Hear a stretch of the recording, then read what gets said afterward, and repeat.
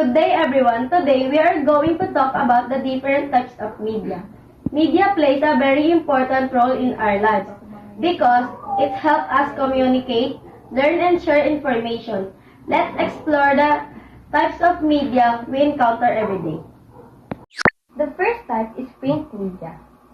They include newspaper, magazine, poster, books. Printed media was one of the earliest forms of mass communication. Even though the digital media is popular today and printed media is still important because it provides detailed, reliable, and permanent information. The next type is visual media. This is any form of communication that uses images or graphics.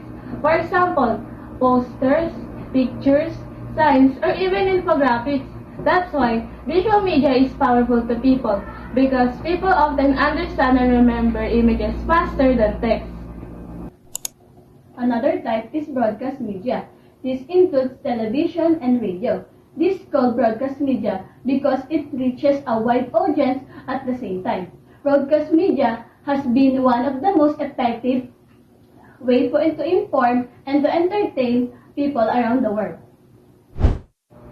We also have audio media. This type relies only on sound. For example, radio program, podcast, and audiobooks. Audio media is convenient because people can listen to it while doing other things. For example, traveling. Now let's move on to new media. This modern type of media that uses the internet and digital technology. Examples include podcasts, blogs, video games, social media platforms, wikis, and augmented reality, which means we cannot just consume information. We can also create and share it instantly. Lastly, we have media convergence. This happens when different types of media merge together. For example, when newspapers publish their content online, or when television shows are also streamed through YouTube and Netflix. Media convergence make it easier for us to access information anytime. In conclusion, we learned that media comes in many forms: print, visual, broadcast, audio, new media, and convergent. Each type plays an important role in how we communicate and understand the world. As students, it's important to be responsible media users and creators.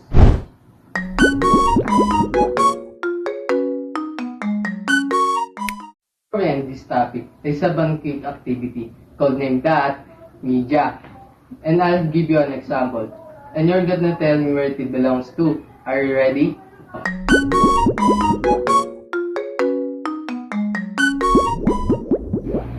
For number 1, it is a newspaper headline about the latest news.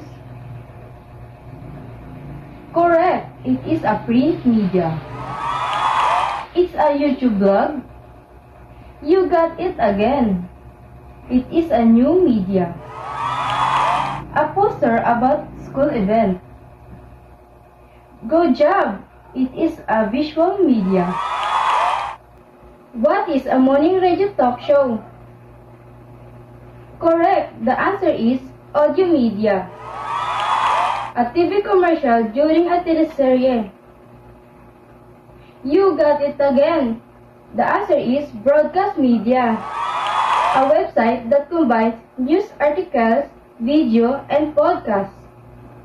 Great job! The answer is media convergence. Good job everyone. This activity shows that as the media is everywhere, the more we understand them, the more we can use them responsibly.